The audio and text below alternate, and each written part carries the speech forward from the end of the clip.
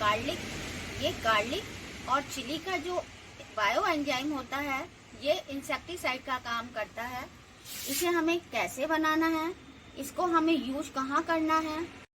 ये लिया है गुड़ और ये मेरे पास है ड्राई गेंदे के फ्लावर्स। अब हम इसको बनाएंगे। कैसे बनाना है, जैसे जैसे ये डिकम्पोज होते जाएंगे आप देखोगे ये नीचे की तरफ बैठते जा रहे हैं। क्या है इसके बेनिफिट्स, क्या हैं? सबसे पहला ये कॉस्ट इफेक्टिव है। ये सर्दी गर्मी बरसात तीनों मौसम में ही हमारे प्लांट के लिए बहुत ही बेनिफिशियल। इसको हमें 1:3:10 के अनुपात में बनाना है। इट मीन्स 1 हमारा क्या होना चाहिए, गुड़। 3 हमारी होनी चाहिए जो मटेरियल जिसका हम बायो एंजाइम बना रहे हैं। एंजाइम का उपयोग जो होता है आपके पौधों को इंसेक्टिसाइड से, डिजीज से प्रोटेक्ट कर रखता है, साथ ही आपके प्लांट की ग्रोथ भी अच्छी होती है। नमस्ते फ्रेंड, मैं सरला और आप देख रहे हैं अपना प्यारा यूट्यूब चैनल सरलाज क्रिएटिविटी। तो हम अपनी हेल्थ के लिए डेली ब्रेकफास्ट करते हैं, लंच करते हैं, डिनर करते हैं, या मैं कहूँ कि हम बैलेंस डाइट लेते हैं। वैसे ही हम अपने पौधों को भी खिलाते हैं। अच्छा सा सॉइल मिक्स कर देते हैं, कभी कभी हम मैन्योर भी दे देते हैं।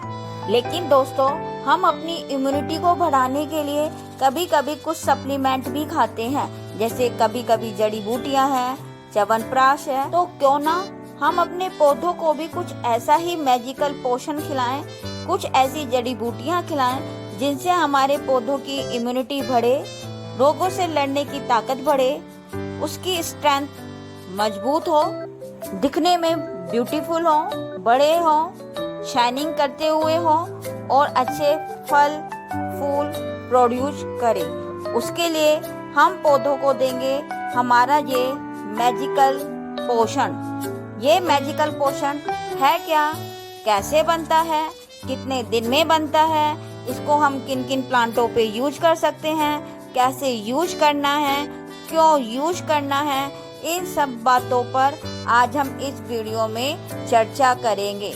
तो शुरू करते हैं आज की वीडियो। दोस्तों, सबसे पहले बात कर लेते हैं, यह है क्या।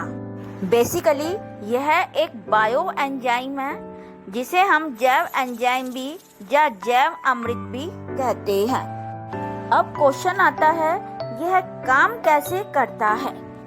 यह हमारे प्लांट में फोटोसिंथेसिस मीन्स प्रकाश संश्लेषण के प्रोसेस को इनहेंस कर देता है और हमारी सॉइल में जो कार्बनिक पदार्थ होते हैं उनको ये बढ़ा देता है। और इसका आउटपुट यह होता है कि पौधों को अधिक पोषक तत्व मिलते हैं, उनकी जड़ें अधिक पोषक तत्वों को अवशोषित करती हैं, जिससे हमारी जो सॉइल होती है वो ज़्यादा उपजाऊ हो जाती है, ज़्यादा फर्टाइल हो जाती है। यह तो बात हुई कि यह है क्या, लेकिन अब हम नेक्स्ट स्टेप पर बात करेंगे कि यह बनता कैसे है। यह किचन से निकले हुए फलों और सब्जियों के छिलके से बनता है। इसे हम फूलों से भी बना सकते हैं। इसे हम कोई भी फल जैसे मौसमी, संतरा, नींबू, इनका भी हम सिट्रस फलों का भी बायो एंजाइम बना सकते हैं, या हम सभी फलों और सब्जियों को मिक्स कर भी एक बायो एंजाइम बना सकते हैं, या हम अपने फलों और सब्जियों के बायो एंजाइम अलग से बना सकते हैं। हम सभी फूलों को मिलाकर भी एक एंजाइम बना सकते हैं। आप स्क्रीन पर देख रहे हो, मैंने वुड एप्पल का, मौसमी का, एलोवेरा का, गार्लिक और चिली दोनों को मिलाकर एक अलग से एंजाइम बना रखा है।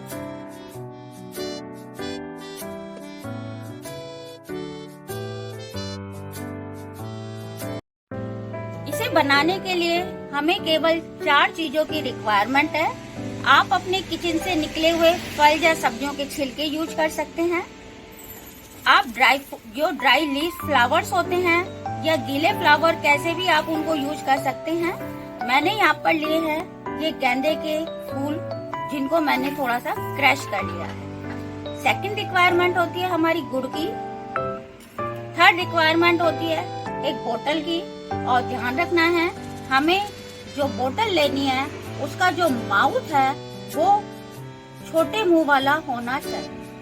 नैरो माउथ का हमें इसको बोतल लेनी है। और चौथी रिक्वायरमेंट है हमारी पानी की। दोस्तों, अब प्रश्न आता है कि इसे किस तरह बनाना है और ये जो हमारी रिक्वायरमेंट वाले मटेरियल है इनको कितने रेशो में लेना है।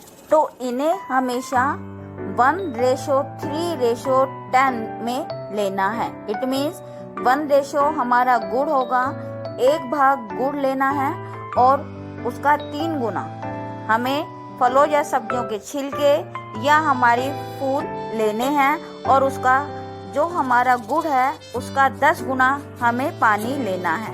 अब आपका जो मटेरियल है उसके हमें छोटे छोटे टुकड़े कर लेने हैं। यदि हमारे पास फलों सब्जियों के छिलकों का हम बायो एंजाइम बना रहे हैं तो उन्हें हमें छोटे छोटे टुकड़ों में काट लेना है और फिर हमें उसे छोटे मुंह वाली बोतल में डालना है। हम छोटे मुंह वाली बोतल को इसलिए प्रेफर करते हैं क्योंकि हमें इस प्रोसेस के लिए अनएरोबिक कंडीशन प्रोवाइड करनी होती है। हवा लगने पर उसमें फंगस के चांस ज़्यादा हो जाते हैं, तो कोशिश करें छोटे मुंह वाली बोतल को यूज करें। अब बोतल में गुड़ के छोटे छोटे टुकड़े कर लीजिए, वो डाल दीजिए। फिर अपना जो मटेरियल है फल और सब्जियों के छिलके या फूल वो डाल दीजिए। उसके बाद इसमें पानी डालना है। पानी डालते वक्त हमें एक सावधानी रखनी है क्योंकि पानी डालते वक्त केवल इतना पानी ही डालें कि हमारी बोतल का 3/4 मतलब 3/4 भाग ही पानी से भरा है और उसका 1/4 भाग बिल्कुल खाली रहे। बोतल का खाली छोड़ना है। ये हमें इसलिए खाली छोड़ना है कि हमारे जब माइक्रोब आपस में रिएक्शन करेंगे तो उससे गैस रिलीज होगी और यदि हम खाली नहीं छोड़ेंगे तो गैस बोतल को फाड़कर बाहर निकल जाएगी। अब प्रश्न आता है बोतल को रखना कहाँ है। हमें बोतल को ऐसी जगह रखना है जहाँ हम डेली उसको देख सकें और उसमें जो बनने वाली गैस है उसको हम निकाल सकें। बोतल में बनने वाली गैस को निकालने के लिए हमें बोतल के ढक्कन को एकदम ओपन नहीं करना है। हमें बोतल के ढक्कन को हल्का सा ओपन करना है।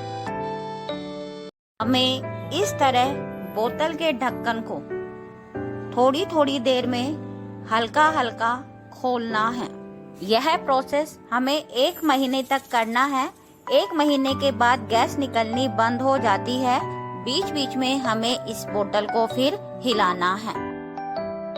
आप देखोगे कुछ दिनों के बाद ये फलों सब्जियों के छिलके या जो फ्लावर्स होते हैं वो नीचे बोतल के बॉटम में बैठते चले जाते हैं। 3 महीने में ये बायो एंजाइम या बायो कल्चर तैयार हो जाता है। तो दोस्तों, मैं आपको बताऊं इस प्रोसेस को पूरा बनने में 3 महीने का समय लगता है। ये प्रोसेस अगर हम इसमें यीस्ट पाउडर मिक्स कर देते हैं चुटकी भर तो ये प्रोसेस 1 महीने में पूरा हो जाता है। अभी हम जब एक बार बायो एंजाइम को बनाकर रख लेते हैं तो नेक्स्ट टाइम ये बायो एंजाइम 1 महीने में ही बन जाएगा। अब आप सोचोगे कि पहली बार में 3 महीने में और नेक्स्ट टाइम में 1 महीने में ही ये कैसे बन जाएगा। तो उसके पीछे रीजन ये होता है कि अभी जो इसमें माइक्रोबैक्टीरिया पैदा हो गई, उस माइक्रोबैक्टीरिया की जब हम नेक्स्ट प्रोसेस करेंगे तो हम उसमें किसी भी बायो एंजाइम का एक ढक्कन निकालकर अपने नए वाले बायो एंजाइम में डाल देंगे। नए वाले बायो एंजाइम को बनाते समय डाल देंगे तो ये माइक्रोबैक्टीरियल प्रोसेस 1 महीने में भी पूरा हो जाएगा और हमारा बायो एंजाइम 1 महीने में बनकर तैयार हो जाएगा। नेक्स्ट स्टेप कि हमें इसका अपने प्लांट में यूज कैसे करना है। हमें 1 लीटर पानी में 1 ml बायो एंजाइम या 5 लीटर पानी में 1 टीस्पून बायो एंजाइम मिलाकर रात भर पानी में छोड़ देना है कि पूरी रात माइक्रोबैक्टीरिया मल्टीप्लाई होते रहें। ये बायो एंजाइम हमारे प्लांट के लिए बूस्टर डोज की तरह कार्य करते हैं। इसका स्प्रे अपने प्लांट के फोलिएज में, फ्लावर में, फ्रूट में करें, सोइल में करें। आप देखोगे आपका प्लांट कितनी फास्ट ग्रो करता है। ये हमारी kitchen waste compost, leaf compost के प्रोसेस को फास्ट कर देता है। ये अनफर्टाइल सॉइल को भी फर्टाइल सॉइल में कन्वर्ट कर देता है। सिट्रस बायो एंजाइम जो कि नींबू, संतरा, मौसमी आदि से बनता है, इसमें बहुत ही अच्छी फ्रेग्रेंस आती है। लोग इसका यूज रूम फ्रेशनर के रूप में भी करते हैं। फ्रेशनर के लिए आप 1 लीटर पानी में 5 चम्मच बायो एंजाइम की डालें और अपने रूम में स्प्रे करें तो आप देखना आपके रूम में यह महक लॉन्ग लास्टिंग रहती है। नहाते समय इसे पानी में यूज कर भी नहाया जाता है। ये एंटीसेप्टिक के रूप में भी कार्य करता है। बेल के बायो एंजाइम में एप्पल की जैसी भीनी भीनी गंध होती है। इनका यूज फ्लोर क्लीनर के रूप में भी किया जाता है। ने भी फल और सब्जियां खाते हैं वो सभी पेस्टिसाइड से भरपूर होती हैं। आजकल इन पेस्टिसाइड को रिमूव करने के लिए काफी महंगी मशीन आ रही है। आप फ्री में भी इन पेस्टिसाइड को रिमूव कर अपने फल और सब्जियां कच्ची खा सकते हैं। को क्या करना है, 1 लीटर पानी लेना है, उसमें 6 चम्मच बायो एंजाइम डालना है और अपने फल और सब्जियां जो आपको खानी हैं उसको आधे घंटे के लिए इस पानी में डिप कर छोड़ देना है। सारे पेस्टिसाइड अपने आप ऊपर से साफ हो जाते हैं। सभी फल और सब्जियां खाने लायक बन जाती हैं। एलोवेरा और चिली और गार्लिक का बायो एंजाइम पेस्टिसाइड और इंसेक्टिसाइड के रूप में किया जाता है। मानसून के मौसम में जो सॉइल में चींटियां हो जाती हैं या जो मक्खियां होती हैं उनको दूर करने के लिए भी हम गार्लिक, चिली या एलोवेरा का बायो एंजाइम यूज करते हैं। दोस्तों आप भी इस मैजिकल बायो एंजाइम को बनाइए जो कि फ्री में बनता है। तो वीडियो को लाइक कर दीजिए इसी बात पर। दोस्तों अगर वीडियो पसंद आई हो तो लाइक करना, कमेंट्स करना, शेयर करना। फिर मिलेंगे किसी नए और इंटरेस्टिंग वीडियो के साथ। तब तक के लिए okay, bye bye, thank you.